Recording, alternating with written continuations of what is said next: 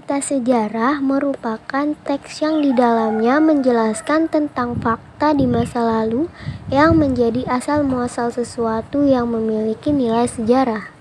Adapun struktur cerita sejarah yaitu orientasi, bagian pengenalan, urutan peristiwa berupa rekaman peristiwa sejarah yang terjadi secara kronologis, dan reorientasi merupakan komentar pribadi penulis tentang peristiwa atau kejadian sejarah yang diceritakan. Ciri cerita sejarah yaitu disajikan secara kronologis atau urutan peristiwa atau urutan kejadian. Bentuk teksnya cerita ulang atau recount. Struktur teksnya orientasi, urutan peristiwa, reorientasi. Sering menggunakan konjungsi temporal dan isinya berupa fakta.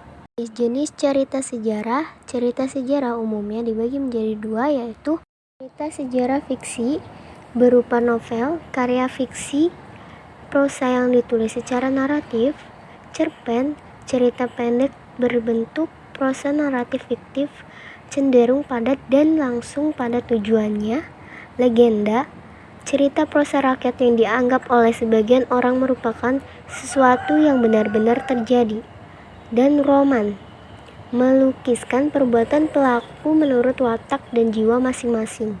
Cerita sejarah non-fiksi berupa biografi, keterangan kehidupan seseorang yang ditulis oleh orang lain, autobiografi, kisah atau keterangan hidup yang ditulis oleh orang itu sendiri, cerita perjalanan, teks yang menceritakan tentang perjalanan, catatan sejarah, teks yang menceritakan fakta atau kejadian masa lalu yang menjadi latar belakang sesuatu yang mempunyai nilai sejarah.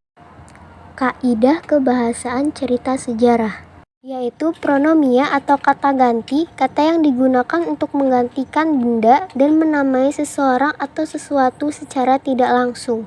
Misalnya, dia, ia, beliau. Frasa adverbial, kata yang menunjukkan kejadian atau peristiwa, waktu, dan tempat. Verba material, kata yang digunakan untuk menunjukkan suatu aktivitas yang menggunakan fisik. Misalnya, mendorong, menarik. Konjungsi temporal, menata urutan-urutan peristiwa yang diceritakan. Misalnya, lalu, kemudian. Kalimat majemuk, kalimat yang terdiri atas dua kalimat atau lebih yang digabung menjadi satu kalimat.